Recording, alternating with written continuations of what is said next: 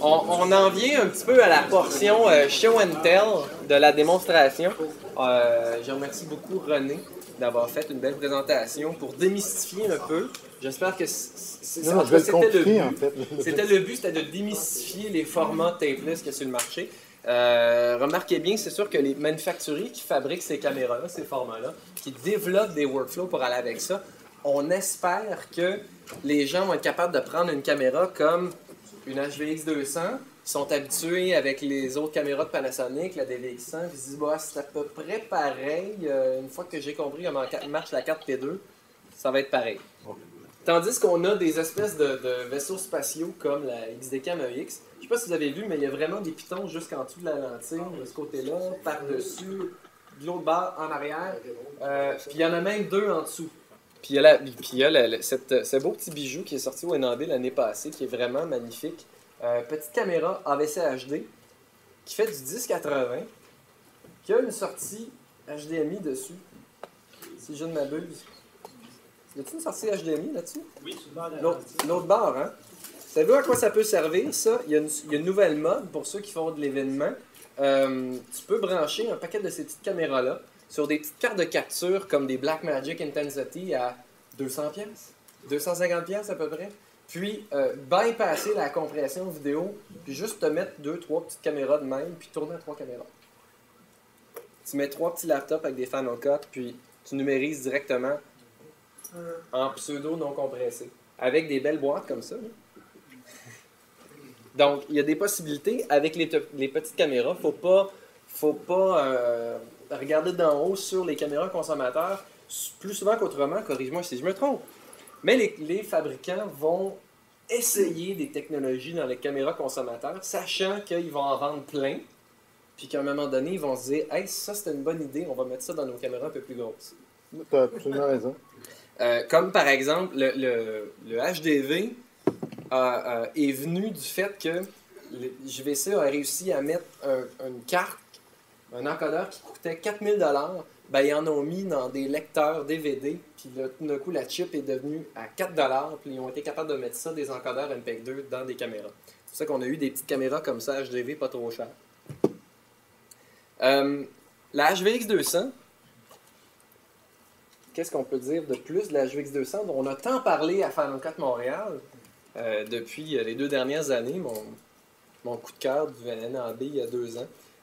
Certains s'en souviendront. Ce qui est intéressant, les cartes de 32 GB maintenant, Panasonic la semaine dernière a annoncé des cartes de 64 GB qui vont sortir peut-être en octobre, donc au Canada en janvier. On sait ce que c'est.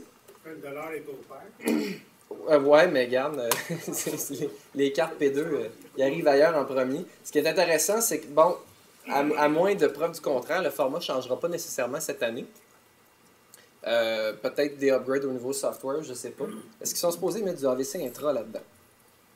Je sais qu'ils vont annoncer quelque chose au NAB. OK. Le AVC Intra, nouveau codec, dans les caméscopes professionnels à 3000, à 2000 peut-être. Les deux. Tu peux faire l'équivalent du DVC Pro HD à 100 Mbps, mais à 50 Mbps. Même qualité, moins gros. En tout cas, il faut voir. Sauf que plus les cartes deviennent grosses, évidemment, moins on va avoir de monde qui vont chialer en disant que ça coûte trop cher, les cartes, on ne peut pas aller nulle part. Déjà, avec 2 cartes de 64 GB cet automne, vous allez avoir pas mal de stock shot.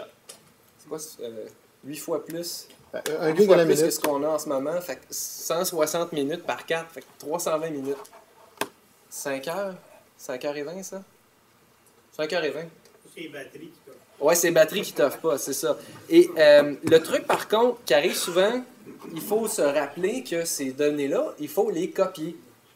OK? Donc, plus votre carte elle va être grosse, plus vous allez en perdre du stock si la carte est large. Juste vous souvenir de ça. OK? Puis d'être capable de copier ça. Panasonic font un petit bidule qui s'appelle le P2 Store. Le P2 Store, qui est un disque de 60 GB, où est-ce que tu mets une carte, tu pèses sur un piton, puis à un moment donné, ça dit c'est fini. Là, tu enlèves la carte, puis tu pries. D'habitude, ça marche. Ça marche très bien. Tu peux vider tes cartes. D'habitude, je dis d'habitude, il y a des exceptions à toute technologie. Il y a le P2 Gear aussi, qui est un P2 Storm avec un écran. Cette caméra-ci, ben, la HVX200 a une sortie component HD sur le côté. Donc, on peut regarder sur un écran HD en component. Il n'y a pas de sortie HD SDI, par contre. Mais sur les grosses caméras, les gros caméscopes, il y en a. Les sorties HD SDI, donc si vous voulez avoir juste un fil qui sort de la caméra pour pouvoir visionner sur vos moniteurs. D'ailleurs, quand vous travaillez en HD, c'est le fun de regarder votre signal en HD. Panasonic se fend en 4 pour faire des moniteurs 17 pouces pas trop chers. Vous pouvez les louer dans toutes sortes de compagnies de location, que ce soit chez Vidéo MTL ou que ce soit n'importe où ailleurs. Vous pouvez louer un moniteur HD quand même maintenant, pas trop cher, et d'être capable de visionner votre stock en HD. OK? Ça, c'est bien important. Pour l'instant, la HVX200, ben pour l'instant, tout le temps, la HVX200, il y a 2 fentes, fait qu'on peut mettre 2 cartes. Ça, c'est une carte de 4 GB. Les autres cartes plus grosses ont le même format. Et ce qui est intéressant dans les formats T+, c'est que quand une carte est pleine, il passe automatiquement à la deuxième carte. Les autres, ça paraît pas. Il y a une petite lumière qui s'allume pour dire « Ah, je suis rendu sur la deuxième carte. » Et ça fait sur les cartes ce qu'on appelle un clip splitté. Un split clip. Donc, quand vous copiez vos fichiers, il va y avoir la moitié de l'information, puis l'autre moitié va se retrouver dans un autre dossier. Sauf que les logiciels, pour lire les clips, que ce soit le Panasonic Viewer, que ce soit Final Cut, va être capable de reconnaître les clips qui ont été splittés et va les rassembler ensemble. René a parlé tantôt de vérification. Il y a des moyens de vérifier ces données. La première vérification, c'est de regarder sur les cartes, sur le tournage, les clips que vous avez faits. Sur la HVX200, par exemple, s'il y a un problème avec un clip, évident, selon la caméra, okay, qu'il soit arrivé n'importe quoi, que la batterie soit morte pendant que vous tourniez, vous regardez le clip sur le petit écran sur le côté, là, vous êtes capable de regarder les thumbnails, et les clips qui ont un problème vont avoir un petit X rouge à côté du nom. Ça veut dire qu'il y a une corruption quelconque. Il y a une fonction de réparation des clips à même la caméra. Vous pouvez aller dans le menu et dire « Ce clip-là, répare-moi-le, s'il te plaît. » Ce que la caméra va faire, c'est d'enlever les frames qui sont corrompus. Oui, ça veut dire que vous allez perdre l'information. Sauf qu'au moins, vous allez être capable de lire le restant du clip. On s'entend, c'est un médium électronique. Je veux pas prétendre qu'on va être capable de régler tout problème. À défaut d'avoir des drop frames sur les cassettes, des fois, on a des drop clips. Okay? Donc, par contre, le fait qu'on est capable instantanément de visionner ce qu'on vient tourner, ça, c'est en soi un backup. Le fait qu'on est capable de regarder si on voit toute l'information avant de commencer à la copier, c'est possible. De toute façon, que ce soit n'importe quoi, jusqu'à temps qu'on ait des technologies précises, des logiciels qui font ça, puis qui peuvent jurer, puis vous faire l'assurance, vous donner l'assurance que ça va être le cas, il faut vérifier les données qui sont copiées. Il faut les copier plus qu'une fois. Parce que des fois, les problèmes avec les clips ne vont pas nécessairement venir de la caméra, mais vont peut-être venir de votre disque dur. Raison plus d'avoir un deuxième disque dur. Peut-être qu'il va y avoir un problème de ground dans l'électricité. Pour ceux qui ont un appartement NDG, ça arrive tout le temps. OK. Ou si vous allumez la balayeuse pendant que vous copiez vos fichiers, c'est le genre d'affaire de même. Là. Ça arrive. Donc, la HVX200 a tout ce qu'il faut pour être capable de faire du tournage. Le format natif du CCD, c'est du 720p. C'est pour ça qu'on peut mettre plus de place. Et c'est pour ça qu'en bout de ligne, selon moi, c'est plus beau si vous tournez en 720p. Parce que le CCD est en 720p. Quand vous tournez en 1080, vous faites juste doubler le nombre de lignes. C'est pas un vrai CCD 1080. Même si vous pouvez tourner en 1920 par 1080, ce qui n'est pas du vrai 1920 par 1080, ça fait en sorte que vous bouffez plus de place pour pas nécessairement plus en bout de ligne. OK? OK. OK. Tu veux-tu rajouter quelque chose? OK. Non. Non? Tu as parlé de la XD-Cam tantôt. On va faire semblant que c'est une XD-Cam. Une XD-Cam HD. Elle est beaucoup plus légère. La XD-Cam HD, elle pèse rien comparativement à ça. Je pense qu'elle vend à la livre. Hein? Donc, une caméra XD-Cam, c'est quand même un gros format. On a toutes les options qu'on aimerait avoir sur une caméra, c'est-à-dire la possibilité de mettre des Anton Power, n'importe quelle autre grosse batterie là-dessus, des entrées Genlock, des sorties et des entrées vidéo haute définition standard. La raison pour laquelle on va avoir du Genlock sur des caméras comme ça, c'est-à-dire d'être capable de rentrer une source de timecode externe, c'est d'être capable de barrer les caméras entre elles. Ok, ça c'est très important si vous allez faire du multicam, par exemple. Ou vous voulez tout simplement monter des scènes et vous allez être capable de retrouver la même scène, facilement retrouver le bon timecode. Vous avez ce qu'on appelle un house sync ou un timecode generator quelconque avec plusieurs sorties, plusieurs prises BNC en arrière, puis vous branchez le même timecode dans la caméra. Fait que tout le monde va avoir le même timecode. L'avantage des grosses caméras comme ça, qu'on a fini par retrouver dans les petites, c'est qu'on peut profiler sa caméra. Je peux te dire ça?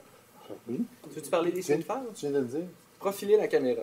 On peut jouer avec les settings, on peut jouer avec le gain, on peut jouer avec les noirs, les blancs, la saturation, inventer tout un look pour ces caméras-là et sauver ça dans un preset. Les presets, on peut les copier sur des petites cartes SD, les passer d'une caméra à l'autre. Ça se retrouve aussi dans des modèles comme ça. Dans la HVX200, par exemple, il y a 7 scene files qu'on appelle. Les scene files vont te permettre de faire des looks films, vont te permettre de faire toutes sortes de trucs, des looks sépia, des trucs comme ça. Quand vous savez que vous tournez et que vous n'avez pas de budget pour faire l'étalonnage par la suite, vous êtes capable de faire toutes sortes de looks dans les caméras. Tu parlais des générateurs de synchro pour la XD-Cam, mais avec les P2, tu es capable Il n'y a pas d'entrée de timecode là-dessus. C'est d'ailleurs un gros problème quand tu veux faire du tournage, ce qu'on appelle en double système. En double système, tu tournes avec la caméra, le son ne rentre pas dans la caméra. Si un preneur de son a des bons micros, a un bon mixeur, a des micros sur les acteurs, un boom, tout ça, il rentre ça dans son petit mixeur à 4 tracks ou dépendamment de la grosseur du tournage. Et d'habitude, on a un enregistreur personnel qui s'appelle soit un sound device, soit un Diva. Ça enregistre sur des cartes compact flash dans un format de fichier qui s'appelle Broadcast Wave. C'est des waves, comme on a sur Windows, là, avec du timecode. Mais tu peux avoir des Broadcast Wave en 24 bits, 96 kHz. Très, très, très haute qualité de son qui ne se retrouve pas sur ces caméras-là. OK? Donc, les gens tournent 2, 4, 6, 8 pistes sur des Broadcast Wave. Mais là, tu te dis, mais attends, là, le son est sur mes petites cartes compact flash. Mon image est sur ma carte P2. Qu'est-ce que je fais pour les mixer? Ben, dans le bon vieux temps, quand on faisait ça, pas de timecode, on avait un clap. La prise, elle commence, puis là, mais au montage, tu cherches le point où est-ce que le clap arrive et se ferme. Là, tu l'écoutes au son, puis tu dis, c'est là. Puis dans Final Cut Pro, dans Avid, dans toutes sortes d'autres logiciels, il y a une fonction qui s'appelle Merge Clip qui te permet de prendre le son ailleurs, puis de mettre ça avec la vidéo. C'est super chiant. Okay? C'est pour ça qu'on travaille en double système avec du timecode. Plus souvent qu'autrement, le gars de son, il part son recorder bien longtemps avant que tu dises caméra. Parce que la pellicule, ça coûte cher. Les cartes compact flash, on l'a vu tantôt, ça coûte 200$. Fait que le gars de son, il part, puis il dit « Ok, c'est beau ». Puis à un moment donné, tu entends sur la bande son « Ok, caméra, ok, ça tourne, ok, action ». À un moment donné, il dit couper, puis après ça, il se met à parler dans le micro, il dit « Ok, ça, il est arrivé à l'affaire, je pense qu'il y a un son. » Et tu dis « Ok, j'arrête. » Là, il arrête le son. Puis là, mais, si tu regardes en Final Cut, tu as l'image, le son. OK? Donc, raison plus d'avoir un timecode. Puis ce qui se passe, c'est que le gars de son va envoyer du timecode à la caméra, puis la caméra va se mettre à tourner, tu sais, à la même place. Donc, ça va être plus facile de synchroniser. Ce qui est très important, c'est que on ait tous le même genre de timecode. Il y en a beaucoup des genres de timecode maintenant. Parce qu'on tourne dans des formats en 23.9.8, en 24, en 25, en 29.9.7, en 30, en 59.94 ou en 60. 50. J'ai pas dit 50? T'as pas dit Ah, 50. j'ai pas dit 50. 50, excusez. Donc, il y a tous ces formats-là. Il faut que ce soit très très clair la communication entre tous les gens, que ce soit entre les gars de son et entre les caméras, puis entre les différents intervenants, pour que tout le monde roule à la même vitesse puis tout le monde ait le même genre de timecode. Quand c'est pas possible, avec la HVX200 par exemple, si vous tournez en P2, il n'y a pas d'entrée de Genlock, vous pouvez entrer du timecode audio. Il y a une prise de son Le timecode passe par une sortie sonore, puis tu branches ça dans une des tracks audio. L'ancienne méthode. Ben, sauf que ça marche parce qu'il y a des Allemands qui ont inventé un petit logiciel qui est capable de lire le timecode dans la track audio. Parce que je vais vous révéler un secret. Final Cut est niaiseux. OK? Final Cut ne sait pas lire le timecode. Okay. Peux-tu le répéter? Final Cut n'a pas de lecteur de timecode, n'a pas de générateur de timecode. C'est une des raisons pour laquelle on doit absolument blacker une cassette si on veut être capable de sortir sur un tape, parce que Final Cut travaille toujours en mode slave, en mode esclave. Il doit avoir une source de timecode sur laquelle se barrer. Donc, quand tu mets du timecode audio dans ton clip, puis tu donnes ça à Final Cut, tu sais, je sais pas si vous avez déjà entendu du timecode, mais c'est la première track que vous voulez enlever quand vous écoutez ça. Ça fait comme ça, tout le long du clip. Sauf que il y a un logiciel maintenant qui est fait par des Allemands qui permet de prendre un clip QuickTime, il va lire la piste de timecode audio et transformer ça en un timecode que Final Cut va lire. Donc, ça coûte une centaine de piastres. Vous pouvez downloader ça sur Internet. Ça lit le timecode audio. C'est une des manières de travailler en double système. Ben, je pense que c'est la seule manière de travailler en double système avec la P2. L'autre manière, c'est de filmer l'output du timecode du sound device, puis ensuite, tu commences à tourner. Parce que dans WebSA, après ça, tu te retrouves quand même à mi-temps.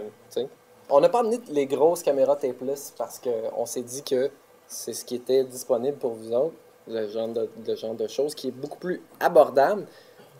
Ceux qui me connaissent savent comment j'aime cette caméra-là. N'est-ce pas? Ceux qui m'ont lu savent que j'haïs le HDV. Mais juste pour toi, Daniel, je suis tombé en amour avec cette caméra-là.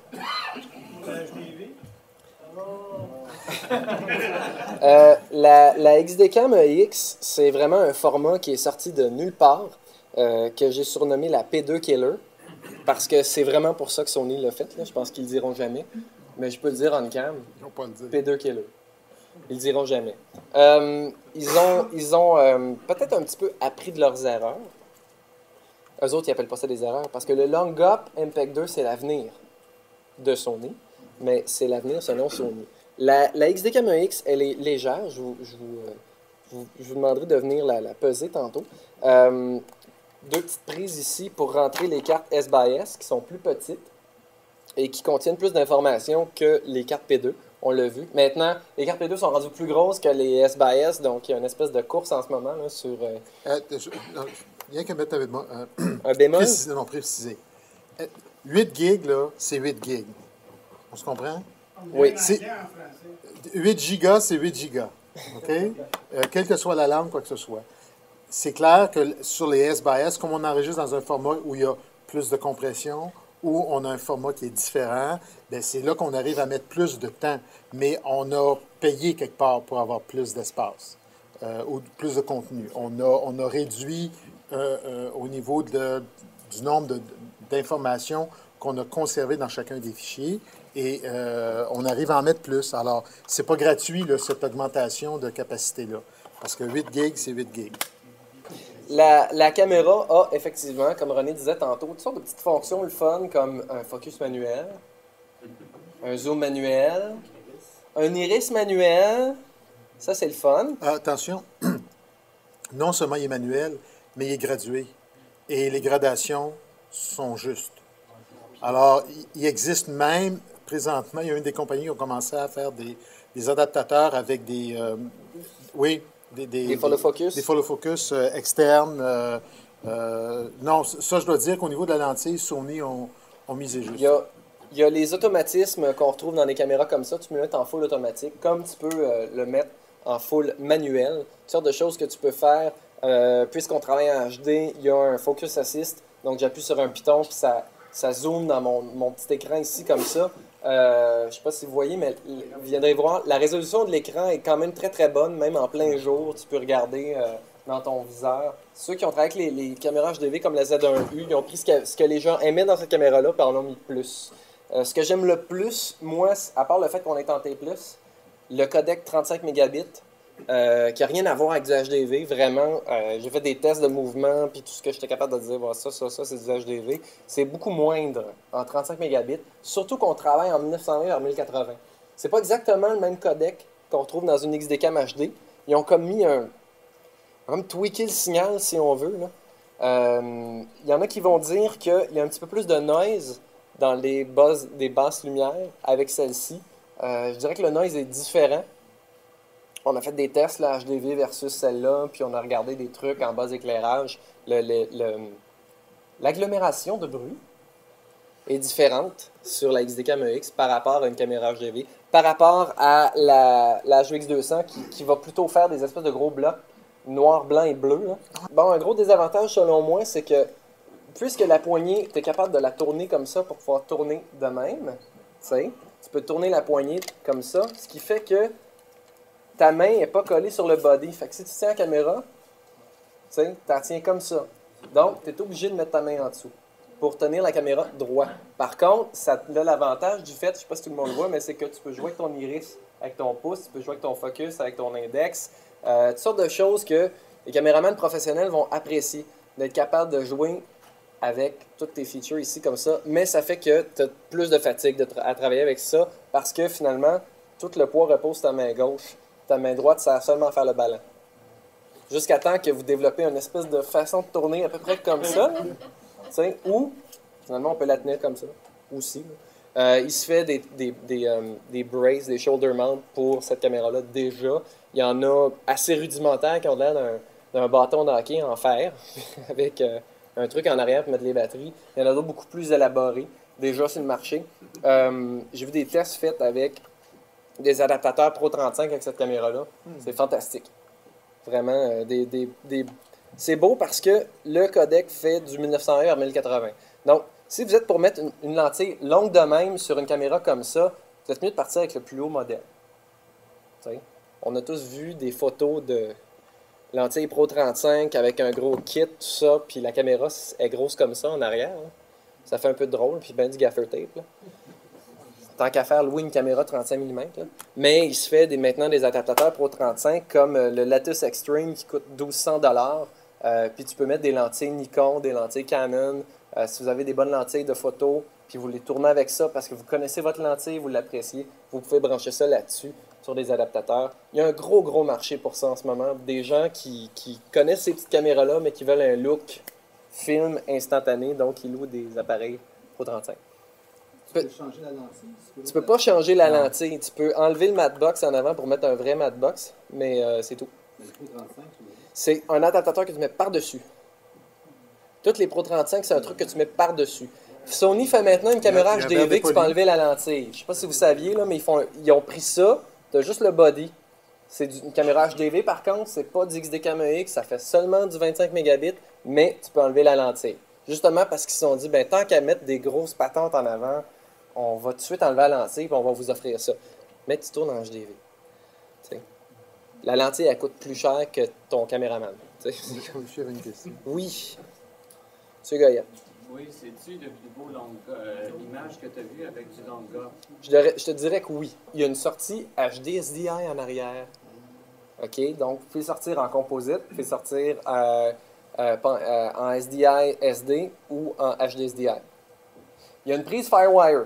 Par contre, la Firewire ne sert qu'à transférer sur du HDV. OK? Si vous avez un deck HDV, vous voulez copier le contenu de la cassette, down-reser ça en 25 mégabits, vous pouvez le faire. Il y a aussi une prise USB.